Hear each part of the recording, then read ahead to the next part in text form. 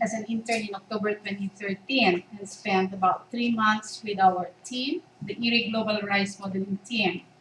She must have fallen in love with the country and the people, especially the work environment at IRRI, that even before her term ended in December, she already negotiated to have a 3 months extension this year. Okay? She completed her BA in Japanese Studies at the University of Hamburg in 2011 and her master's degree in international politics and East Asia at Warwick University in the UK this year. She has lived and studied in Osaka, Japan, and worked as a research assistant at the Department of Japanese Studies at Hamburg University. Her recent current interests are food and development, and the research that she will be presenting today to us lies at the nexus between international politics and rice farmers' livelihoods. So, ladies and gentlemen, let's all welcome Miss Lisa Yorke. Shall we talk like this?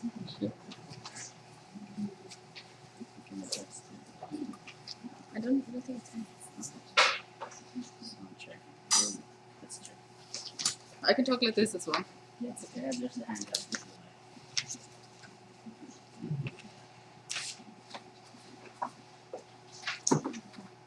Thank you very much. It's working. Is it working now? No.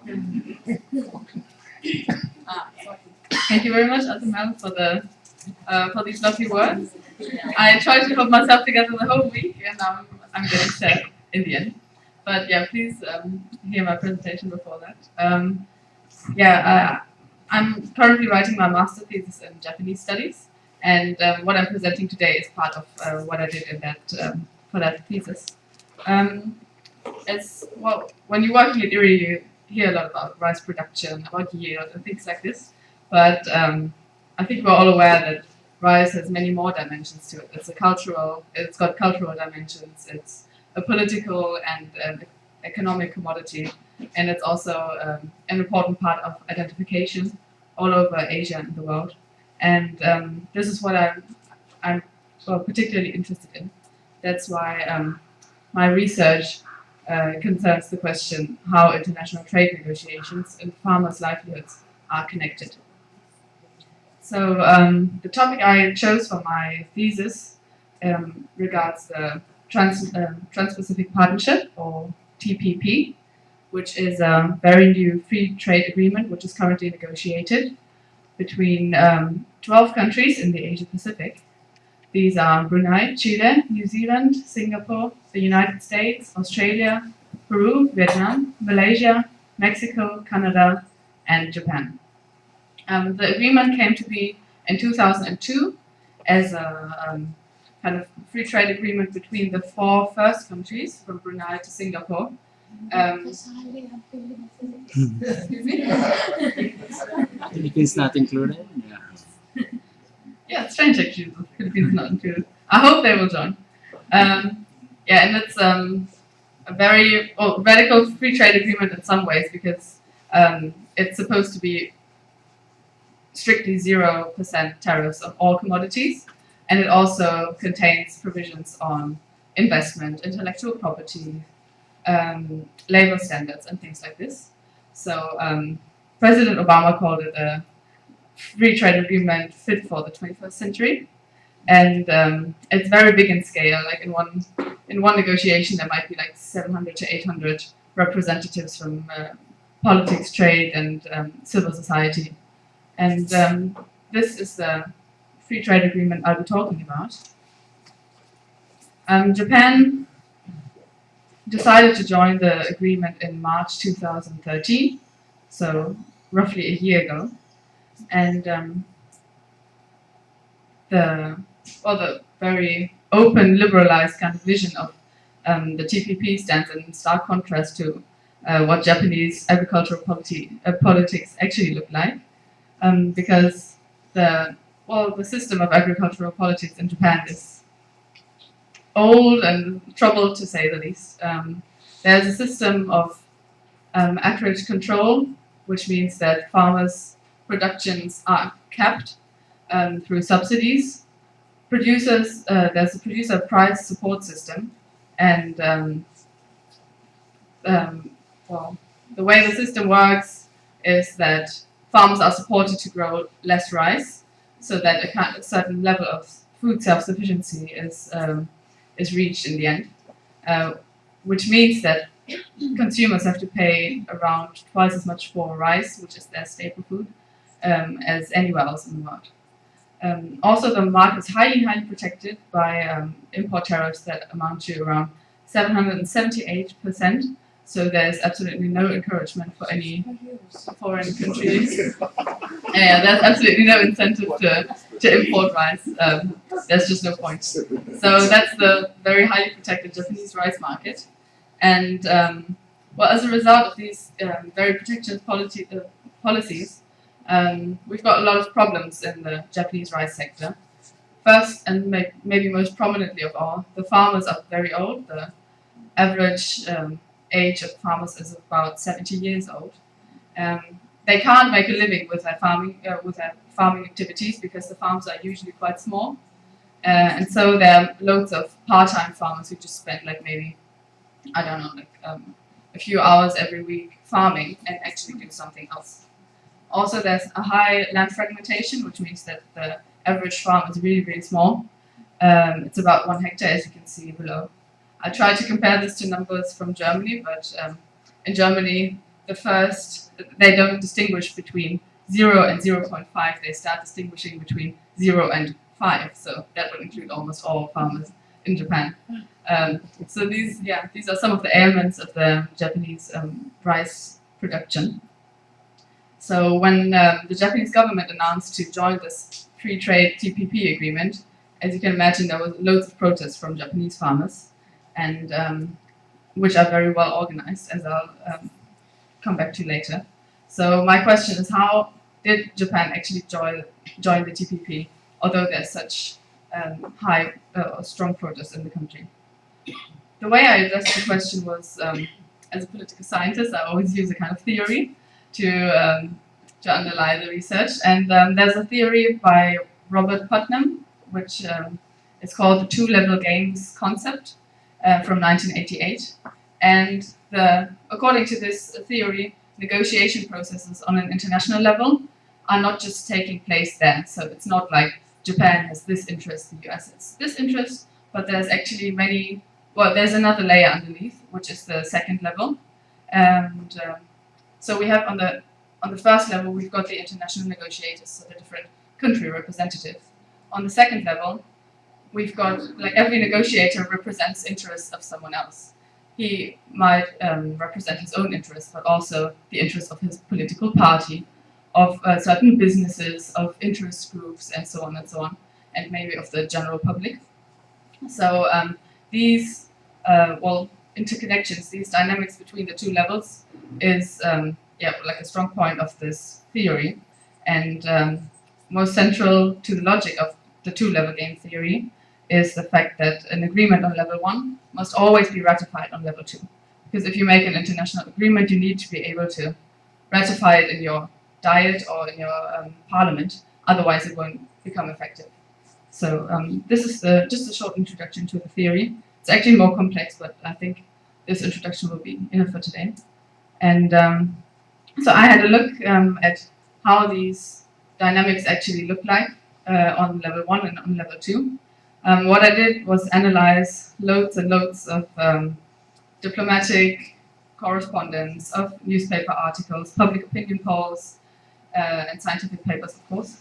And what we can find on the international level is that these international trade agreements in the last decades, especially in the WTO and in the GATT, were pushing more and more towards liberalization in agriculture.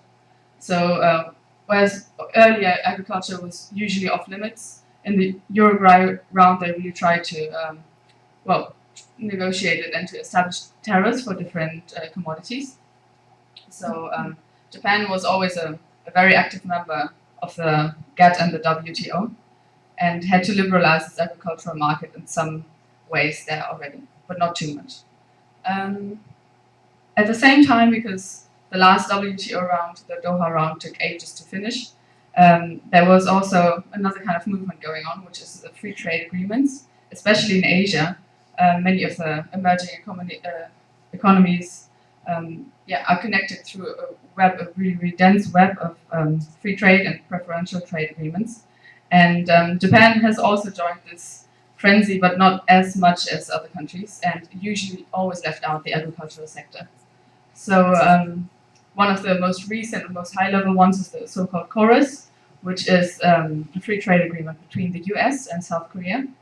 And this also plays into the free trade agreements other countries have, also plays into what free trade agreements Japan will have. Also, especially in the region, there's loads of rising economic powers. First of all, of course, China, and who China trades with will of course rebound on who Japan will trade with. And on the other hand, from the existing free trade agreements with Japan, for example, between Japan and Mexico, Mexico is an agricultural exporter and started pushing Japan to liberalizing its beef and citrus markets. And now in the TPP, we will always also see that the US, also an agricultural exporter, pushes Japan to liberalize in certain ways in the agricultural market. The same goes for Australia, with which Japan also currently negotiates an FTA. On the second level, we've got the Japanese political system, which I think plays a big role into how things are negotiated by Japanese representatives. The voting system in Japan is quite outdated in a way that it places too much emphasis on rural areas, and in the last decades there's been a lot of urbanization going on in Japan, but still the few people who remain in the rural areas therefore have more weight to their one vote, sometimes like 3 times as much weight to their vote as someone in an urban district, which means that rural interests, and these are often farmers' interests, are overrepresented in Japanese politics. And it also means that in no party in Japan, no political party in Japan does not support farmers. It's just not politically feasible to be against farmers' interests in Japan, because they organize their votes really well, and there's just you need farmers' votes basically to come into power and to come into office as a party. So basically all political parties in Japan strongly support farmers.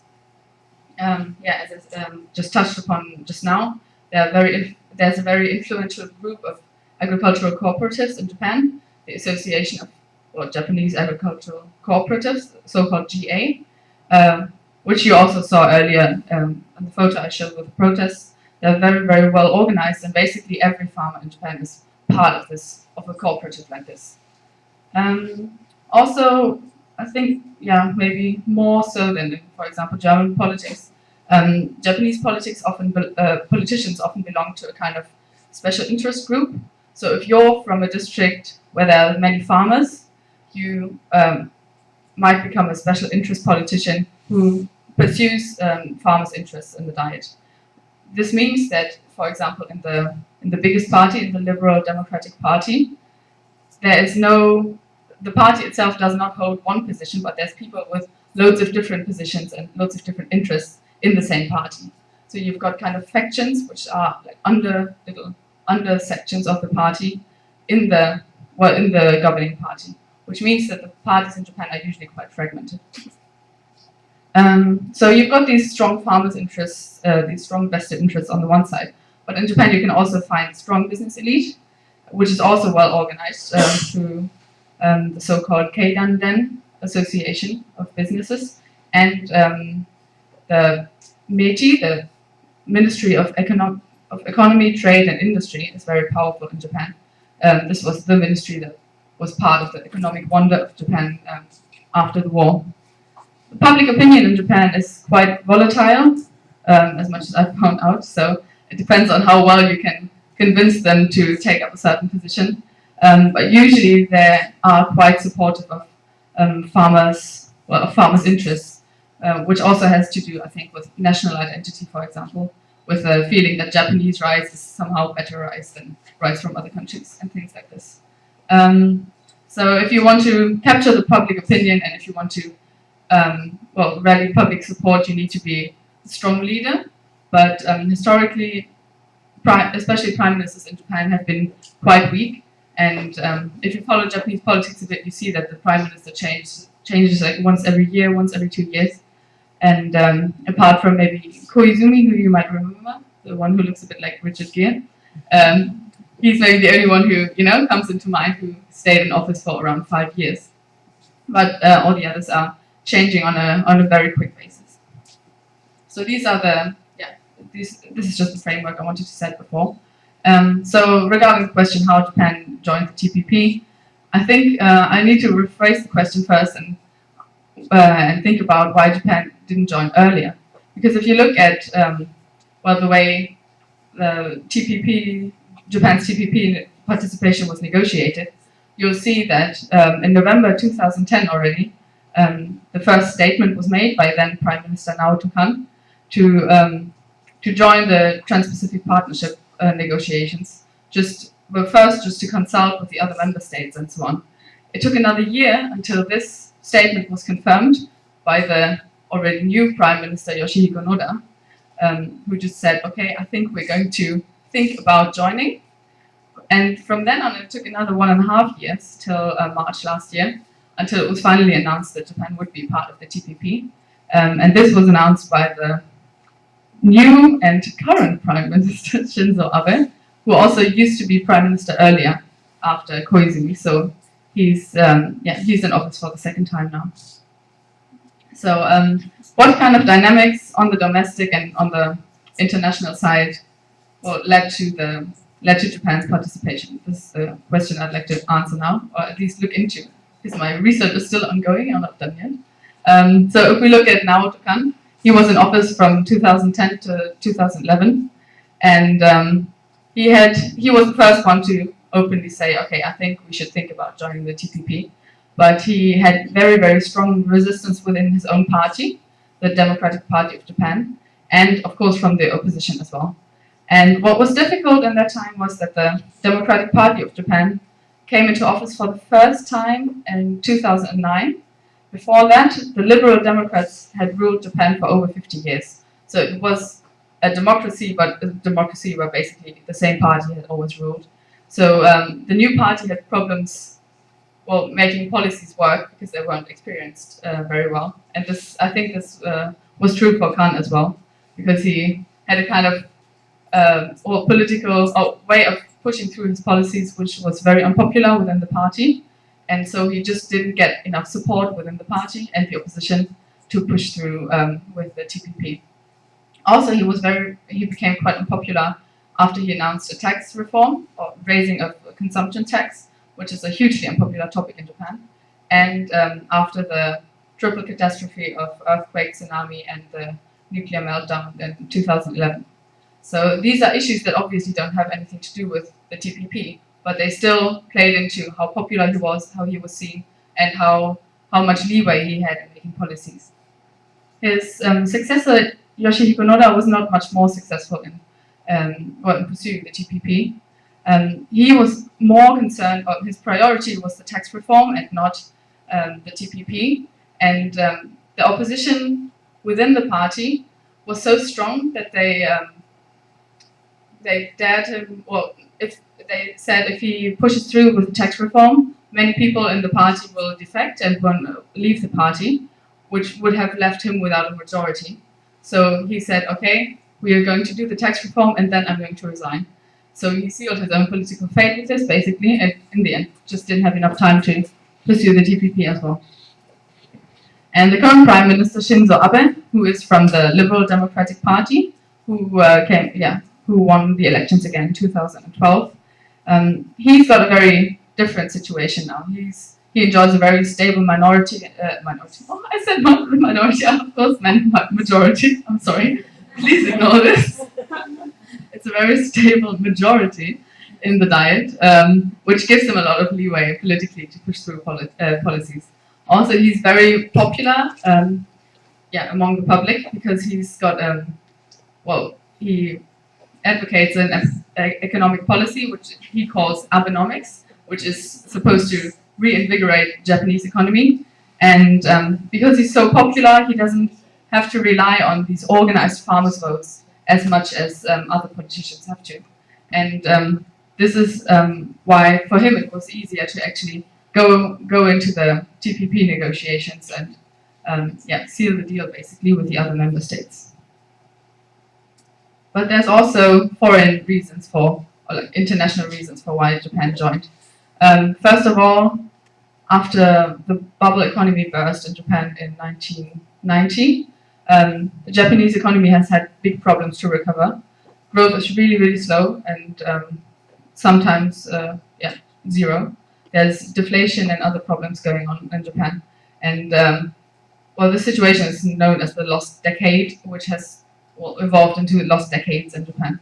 And this worrying economic situation has caused a kind of fear in Japan to fall behind economically compared to other countries, not only in Asia but also in the world.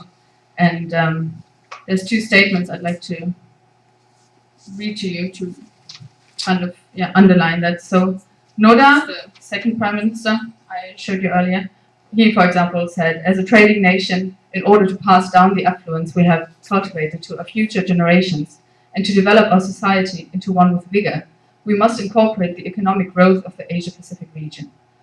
And Abe, who is actually from a different party, just said basically the same thing last year. He said, if only Japan becomes inward-looking, there is no possibility for growth.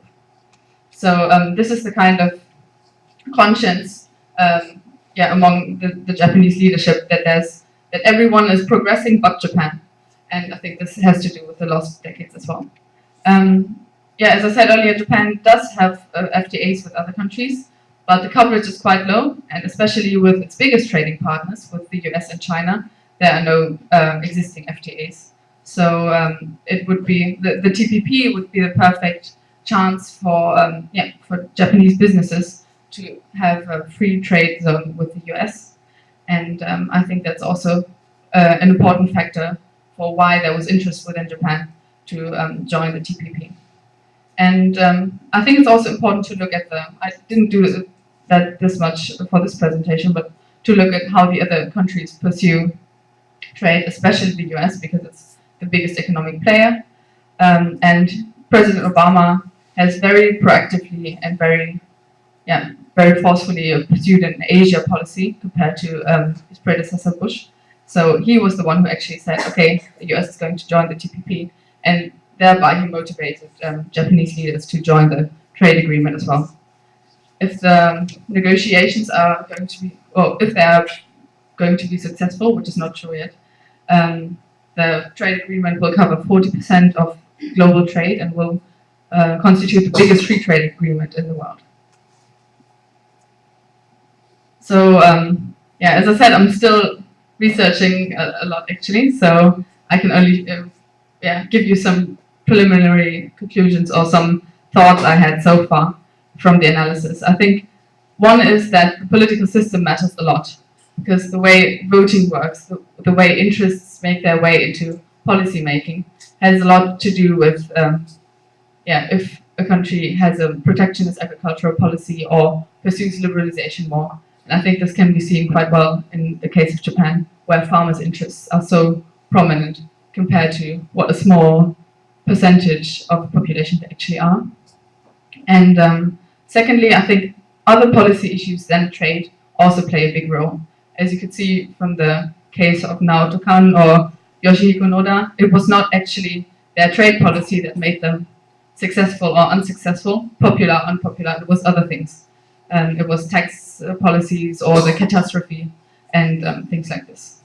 Thirdly, public support plays a big role, I think, because it kind of helps the leader, the political leader, overcome certain protests and oppositions within the party or within vested interests. So for Abe, right now, it is much easier to pursue TPP policy because he knows he's popular with the public, and it's more difficult than for his party to kind of go another way. And And what you can also see, the fourth point, I call it issue linkage. It's actually a term that was used a lot by Christina Davis, who used to be head of SSD. And this is that what it means to say that in international trade negotiations, things like agriculture and industry, for example, they are linked in a way that they usually aren't in domestic politics. So if you look at Japanese domestic politics, the Ministry of Agriculture, Forestry and Fisheries does agricultural policy, and the Meiji does the industrial policy. But now that we have the international trade agreement negotiations, both issues will be covered there. So there will be covered automobiles, but rice will also be covered. So the way these issues are linked kind of enables business leaders and representatives also to have a say in agricultural issues, which is usually not the case domestically. And yeah, as we also saw earlier, I think foreign pressure in a way, for example, of a kind of perception to not fall behind other countries, or trading partners who say you need to open your agricultural market. This plays a big role as well. So what would it mean for Japanese rice farmers to, if Japan concluded the TPP?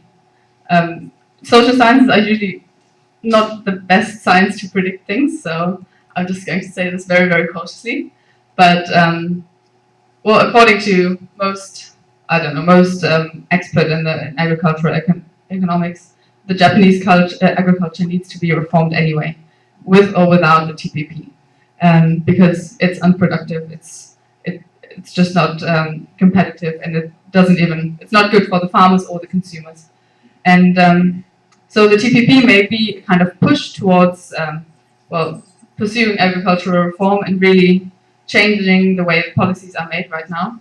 But it doesn't guarantee that liberalization is actually going to happen, I think, because it's difficult domestically, as I said earlier, because of the big vested interests to actually, override farmers' interests and to completely change the system. So I think, I'm not sure when the agreement could be made, the TPP agreement, maybe this year. They already had 2 deadlines passed by, but who knows? So maybe if they concluded this year, we might see some real change in Japanese agricultural policy. So with this eye candy, I'd like to say thank you and open the floor to questions.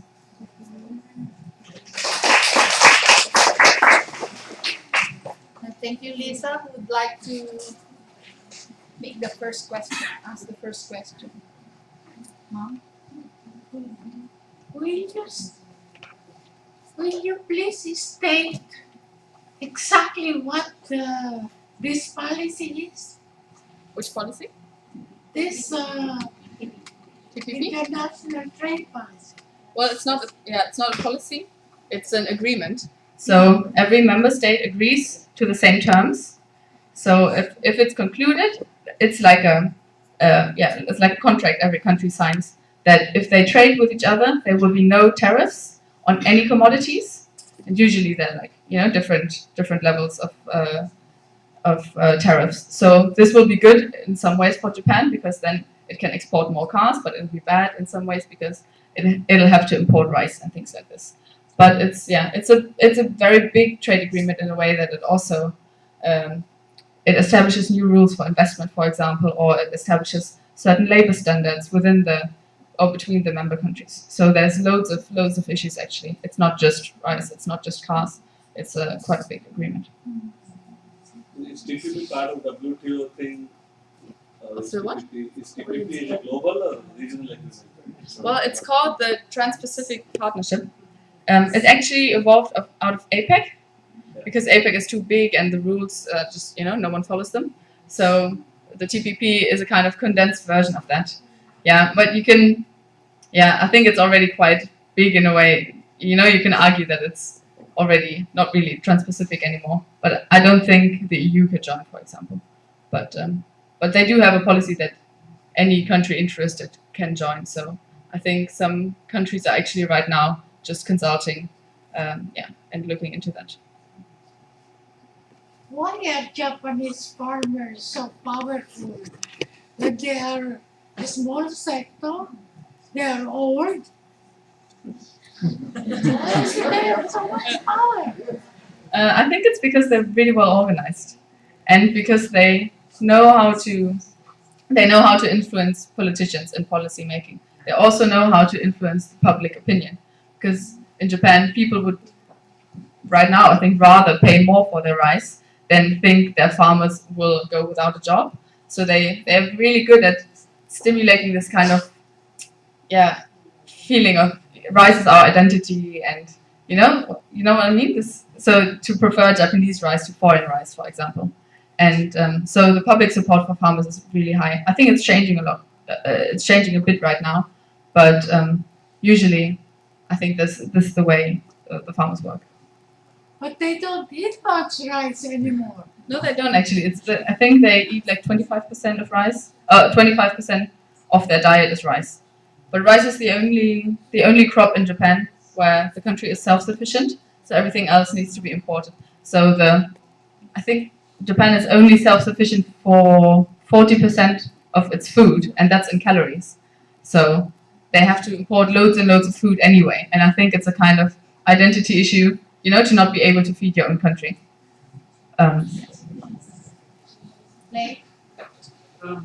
Taken as a given, if there can be no tariffs if the TPP goes through, as an Australian rice grower, I'm aware the Japanese have got all sorts of interesting tricks other than tariffs. Mm-hmm. Do you think those interesting tricks can persist under the TPP? Well, one of the things I read, well, actually, right now Japan already has to import some rice under the IRRI round provisions. What I heard, what is done, I couldn't really find anything, legitimate to prove it. But I heard that they use this rice and give it away as ODA, for example. So they don't actually eat it, or they use it as feed or something. And I mean, there's loads of other ways to support farmers. You can just give them direct subsidies, for example. It doesn't have to work through tariffs. And this is also what is suggested by some researchers to just do it the way it is done in the EU, for example. So to directly subsidize the farmers and still have a free trade. Free trade. But still, in any case, I think the sector would have to be reformed anyway, because there's loads of, foreign rice coming in then. Yes. Okay. Can I ask some questions a bit outside of your presentation? Uh-huh. So for the Philippines during the TPP, it seems to be controversial. What do you think would need to happen internally before we can join? And maybe drawing parallels with what you see in Japan. Have you read somewhere that's controversial, or have you? I wrote your presentation yesterday where Okay.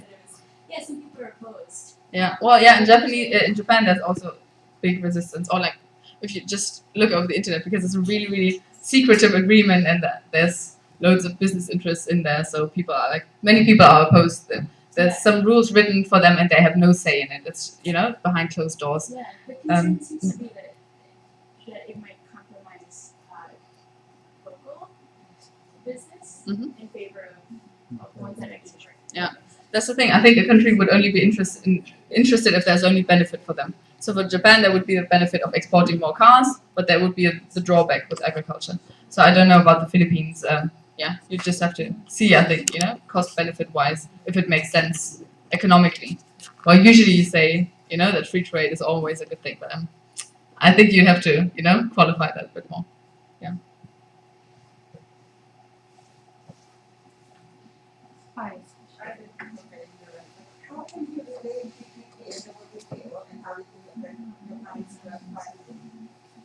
How I will relate the WTO and the TPP?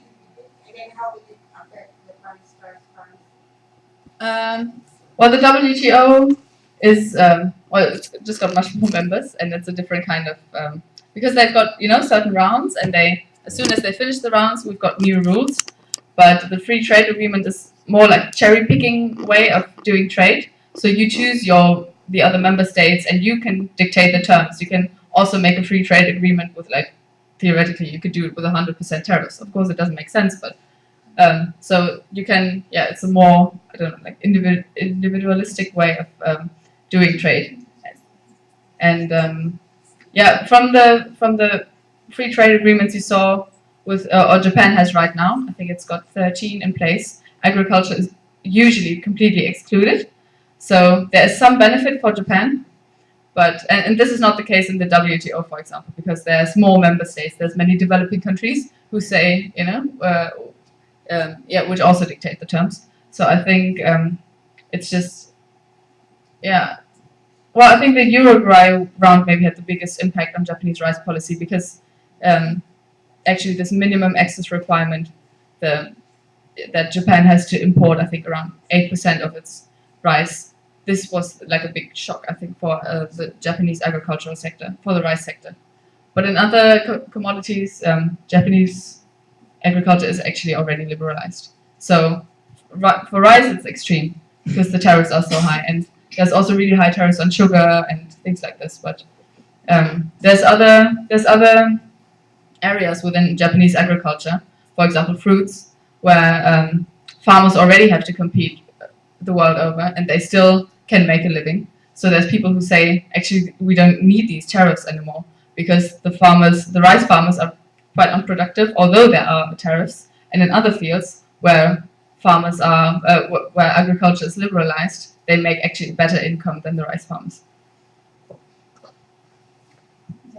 How does the domestic price of rice in Japan compare with foreign price specifically? Well, from what I heard, Japanese, and from what I've experienced, you pay a lot for rice in Japan. It's maybe double the world price. It used to be, I think, 4 times the world price in the 80s. So, but the price has gone down a lot. But still, that's the problem with the rice policy in Japan, that it's carried mainly by consumers. It's quite cheap for the government, but the consumers have to pay for it in the end. Is rice included in the agreement?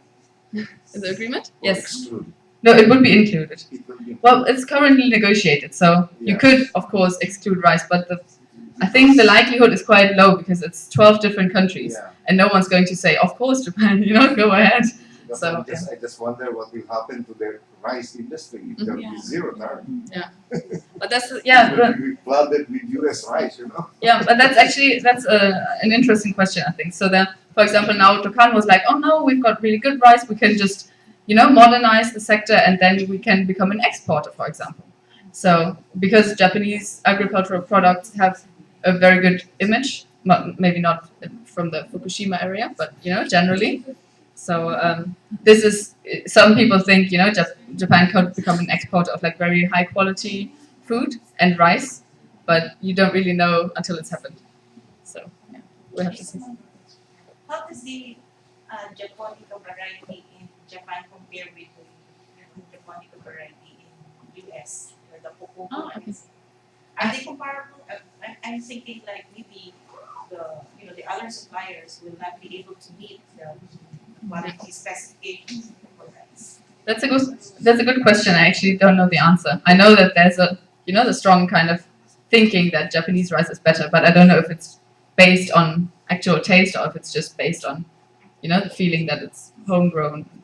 So. I might offer one observation again as an Australian girl. Both Australian and Californian industries have prepared for many, many years and grow, particularly Koshi-Akari, the specialist Japanese varieties, and other economically superior but quality-wise identical varieties. So in logistics sense, both the US and Australia and other different zones definitely can produce exactly the same quality, whether that's acknowledged in the Japanese marketplace.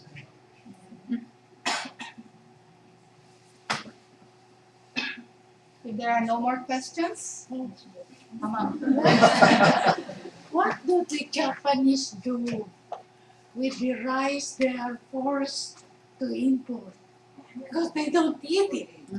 What do they do with it?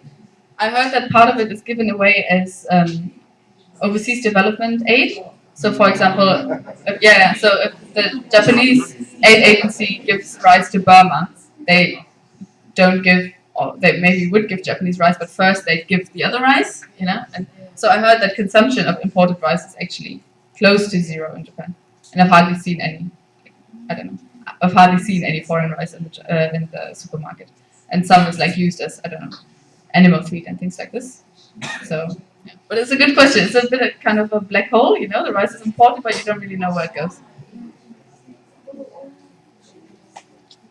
Okay, if there are no more questions, let's thank Lisa. But before that, Lisa would like to present some of her pictures from the research and non-research activities that she had while here in the Philippines. And then after that video presentation, we will have a short despedida program for Lisa downstairs at the lobby.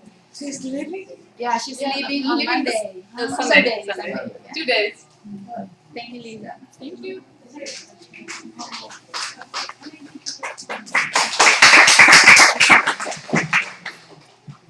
Some of these pictures didn't want to go into the PowerPoint, although I personally took them, so I don't know what happened. But yeah, this is a picture quiz, I thought, because it's maybe less boring. So whoever knows what this is can just shout. Yes!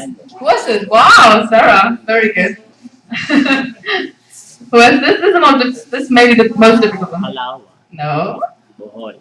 Yes. Which beach? Come on. I forgot. Pakla. Very good. 100 points, Professor Yilma. Okay, what is this? Camille, don't answer. Adrian, don't answer. Should I? Bohol. Yeah, which church? One of the standing churches there. Yes. Good answer. Baclayan. Yes, Baclayan. Very good. Dana. Where is this? Oh, you know this. This is easy. Yes. And this? Very, very fresh and recent. And you know, exactly. Super. I think that's it already. Oh no. Thank you very much. I want to, yeah. You can guess where this is.